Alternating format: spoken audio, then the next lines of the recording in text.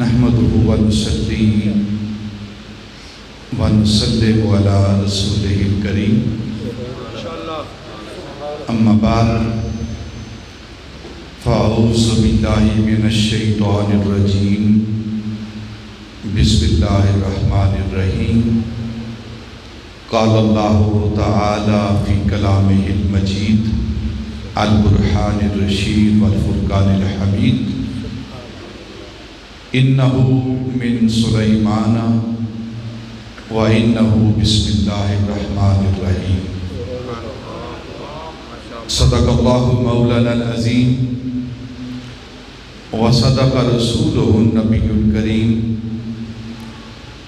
وَنَحْنُ عَلَى ذَلِكَ مِنَ الشَّاهِدِينَ وَالشَّاكِرِينَ وَالْحَمْدُ لِلَّهِ رَبِّ الْعَالَمِينَ وقال اللہ تعالی فی مقام آخر ان اللہ وملائکتہ یصلون علی النبی یا ایہا الذین آمنوا صلوا علیہ وسلموا تسلیما الصلاۃ والسلام علیک یا سیدی یا رسول اللہ۔ تھوڑی آواز صاف کر دیں اس کی، آواز صاف کرو اس کی تھوڑی سی۔ الصلاۃ والسلام علیک یا سیدی یا رسول اللہ وعلی آلک واصحابک یا رحمت للعالمین۔ انتہائی معزز و محترم سامعین، ارباب اہل سنت، ادب خردگان نگاہ محبت، بادہ کشان میں خانہ مجددیت، انتہائی عزت و تکریم کے لائق علماء کرام، ذوی المجد والاحتشام، خصوص بالخصوص عالم نبیل فاضل جلیل، بقیت السلف، نمونہ سلف، حضرت علامہ مولانا محمد مقبول احمد رضوی دامت برکاتہم العالیہ، اللہ ان کا سایہ اہل سنت پر قائم و دائم فرمائے اور رہتی دنیا تک اللہ انہیں آباد و شاد فرمائے۔ اللہ ان کے علم میں، عمل میں، فضل میں، صحت و عافیت میں اضافہ فرمائے۔ اور انتہائی عزت و تکریم کے لائق میرے انتہائی محترم، انتہائی معزز حضرت علامہ مولانا محمد طلحہ رضا زیدہ مجدہ، اللہ ان کو بھی دین دنیا کی نعمتیں، برکتیں اور عزت عطا فرمائے۔ انتہائی تھوڑے وقت میں چند باتیں حضرت امام ربانی رضی اللہ تعالی عنہ کے حوالے سے میں سادہ آسان لفظوں میں آپ کے سامنے پیش کرنے کی کوشش کروں گا۔ سب سے پہلے اس دارالعلوم کے اندر گزشتہ 40 سال سے جیسے کہ اعلان کیا گیا ہے، حضرت امام ربانی رضی اللہ تعالیٰ عنہ کی یاد میں پروگرام انعقاد پذیر ہوتا ہے۔ میں اس ادارے کے جملہ منتظمین کو، منتصرین کو، انتظام و انصرام کرنے والوں کو دل کی اتھا گہرائیوں سے ہدیہ تبریک پیش کرتا ہوں۔ دوسری بات، حضرت علامہ مولانا محمد طلحہ رضا، آپ نے فرمایا کہ کرایہ بھی نہیں دیا، اور میرے لیے جہاں حضرت امام ربانی کا نام آتا ہے آپ کسی چڑی کے ذریعے پیغام بھیجیں کہ میں وہاں حاضر ہوں گا۔ ہم تو جو کچھ ہیں حضرت امام ربانی رضی اللہ تعالیٰ عنہ کی خاک کا صدقہ ہے، یہ سب ان کا صدقہ ہے۔ اور یہ بات صرف میری نہیں ہے، حضرت شاہ ولی اللہ محدث دہلوی بھی یہی بات کرتے ہیں۔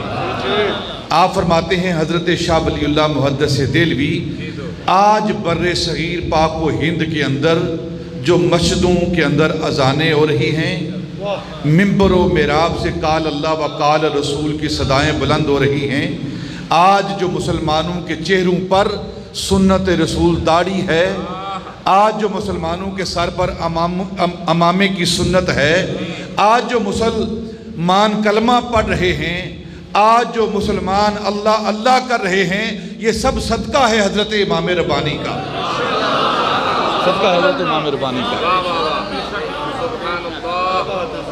اگر حضرت امام ربانی رضی اللہ تعالیٰ عنہ کی ذات نہ ہوتی تو یہاں رام رام کرنے والے ہوتے، رحیم رحیم کرنے والے نہ ہوتے۔ یہ صدقہ ہے حضرت امام ربانی کا۔ 3 ہستیاں ہیں اس برصغیر پاک و ہند کے اندر جن کا ہم تذکرہ کرتے ہیں، جن کی ہم یاد مناتے ہیں۔ ایک ہستی ہے داتا علی حجویری کی، ایک ہستی ہے خواجہ اجمیری کی، اور ایک ہستی ہے حضرت مجدد الفسانی کی۔ ایک ہستی دین لانے والی ہے برصغیر پاک و ہند کے اندر، ایک ہستی اس برصغیر پاک و ہند کے اندر دین لانے والی ہے، ایک ہستی اپنی نگاہ سے دین پھیلانے والی ہے، اپنی نگاہ سے دین پھیلانے والی ہے۔ ایک نگاہ سے 90 لاکھ لوگوں کو کلمہ پڑھایا۔ ایک ہستی دین لانے والی جنہیں داتا علی حجویری کہا جاتا ہے، ایک ہستی دین پھیلانے والی، اسلام پھیلانے والی جنہیں خواجہ اجمیری کہا جاتا ہے، اور ایک ہستی دین بچانے والی جنہیں مجدد الفسانی کہا جاتا ہے۔ دو قومی نظریہ کے بانی، دو قومی نظریہ کے بانی۔ سورہ نمل کی ایک آیت آپ کے سامنے تلاوت کی گئی ہے۔ اِنَّهُ مِن سُلَيْمَانَ وَإِنَّهُ بِسْمِ اللَّهِ الرَّحْمَنِ الرَّحِيمِ۔ سورہ نمل کی آیت نمبر 30 آپ کے سامنے تلاوت کی گئی ہے۔ یہ جو سورت ہے، یہ جو آیت ہے 30 نمبر آیت،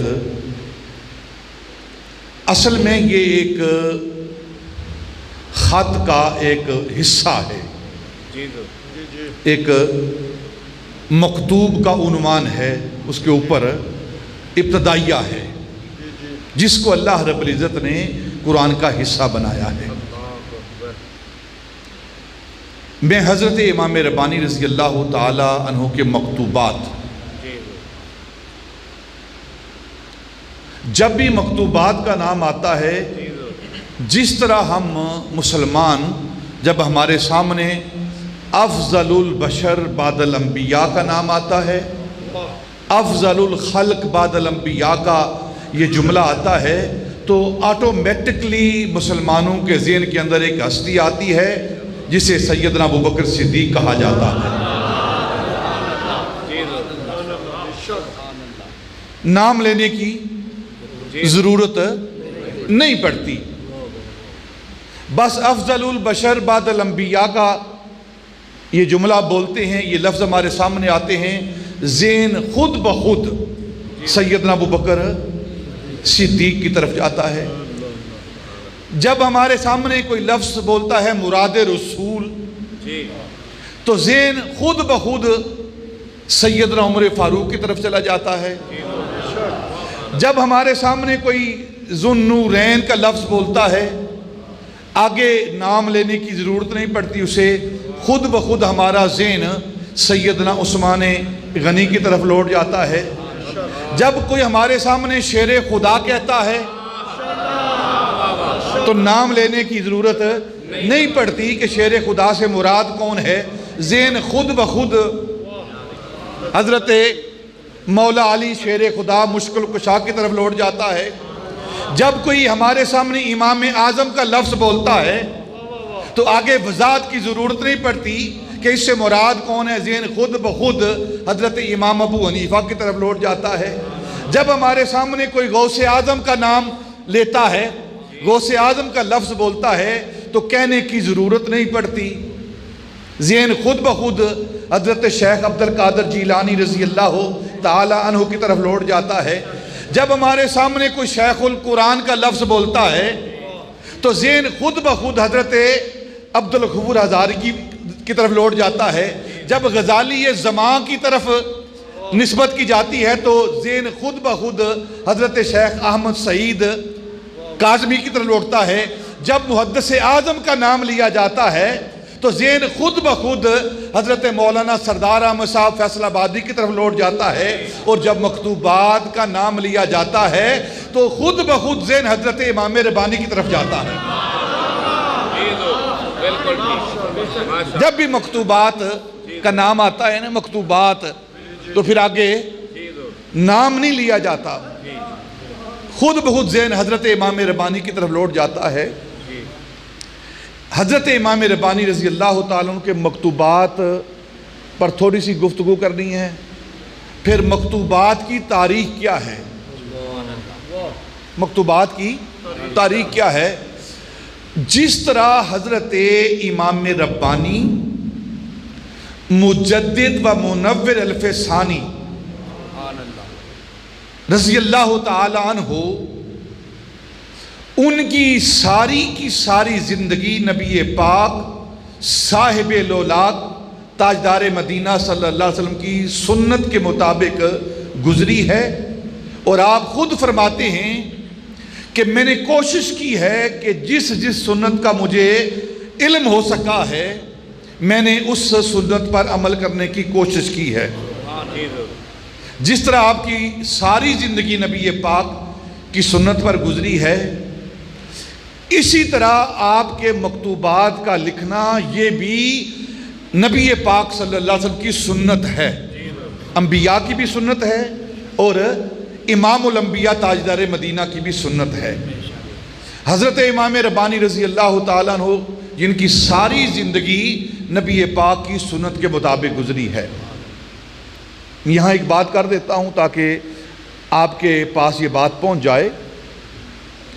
حضرت امام ربانی رضی اللہ تعالیٰ عنہ جنہیں ہم مجدد الف ثانی کہتے ہیں، ان کی ساری زندگی کوشش رہی ہے کہ کوئی بھی ایسا عمل نہ کروں جو خلاف سنت ہو، خلاف سنت ہو۔ ہر وہ عمل جو نبی پاک کی سنت ہے اس پر آپ نے عمل کرنے کی کوشش فرمائی ہے، کوشش کی ہے۔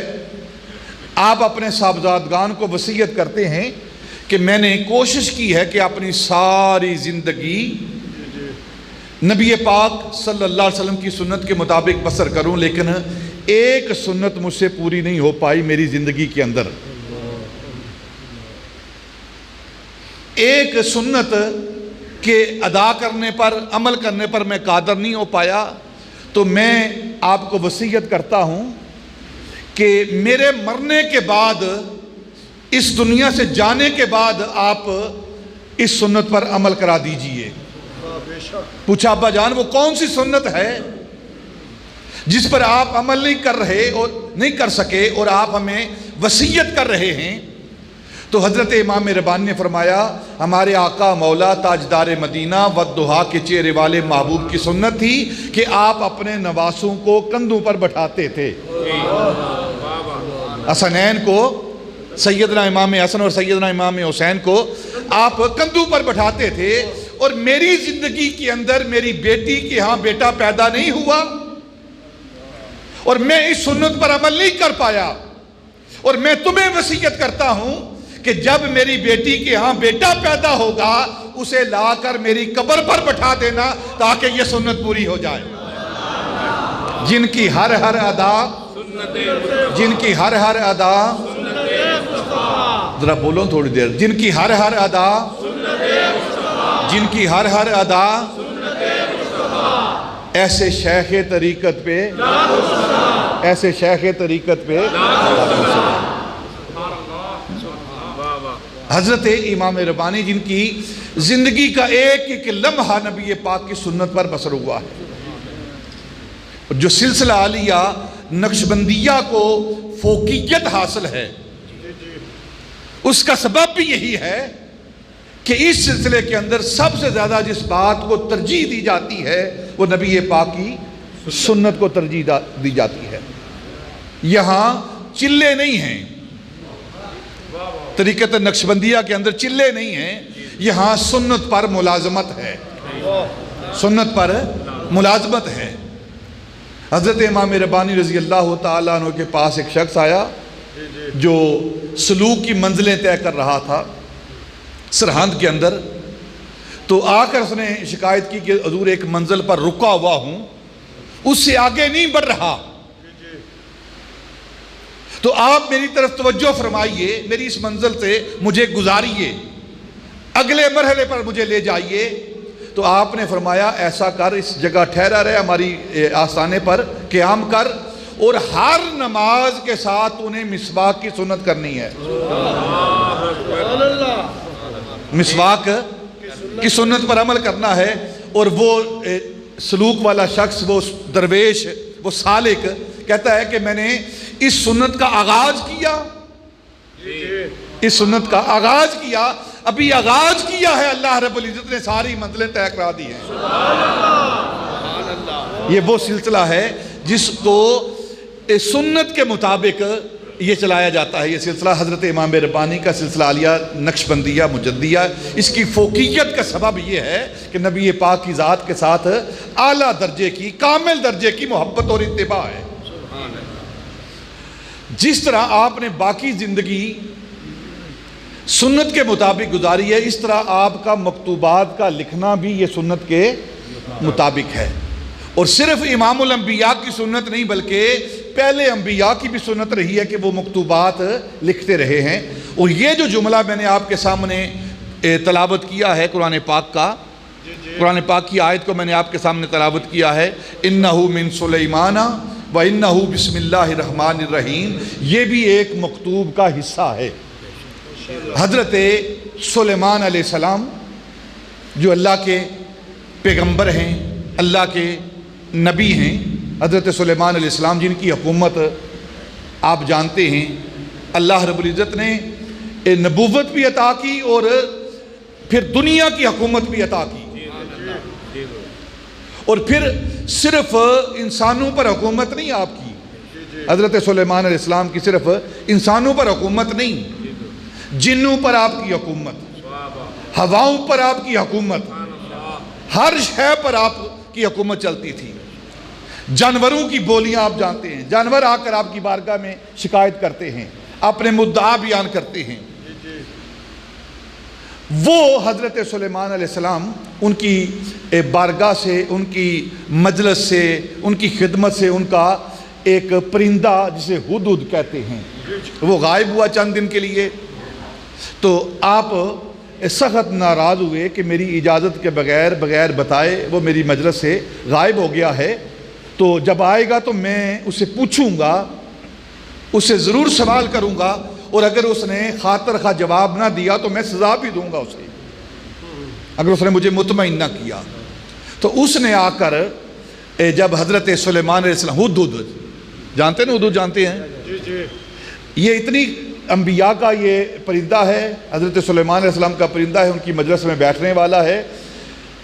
جو انبیاء کی مجلس میں بیٹھتا ہے نا، ان کی مجلس میں بیٹھتا ہے، اسے کیا فائدہ ہوتا ہے؟ ہدہد وہ پرندہ ہے کہ کسی چیز کو اگر نہ پتہ چلے نا، بڑے بڑے جو پیمانے ہیں اس کو نہ پتہ چلے، بڑے بڑے علم جہاں جا کر فیل ہو جائیں کہ پانی زمین کے اندر ہے کہ نہیں، اور ہدہد بتا دیتا ہے زمین کے اندر پانی ہے کہ نہیں، اسے زمین کے اندر کا علم ہو جاتا ہے۔ جو انبیاء کی مجلس میں پرندہ بیٹھے اس کو اتنا علم آ جاتا ہے کہ زمین کی تہ کے اندر دیکھتا ہے۔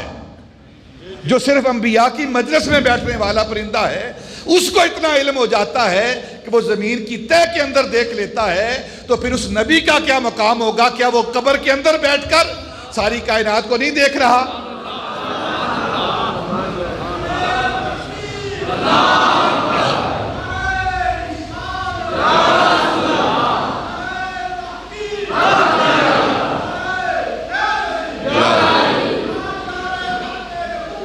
زندہ باد۔ تو حضرت سلیمان علیہ السلام کے پاس وہ ہدہد آیا۔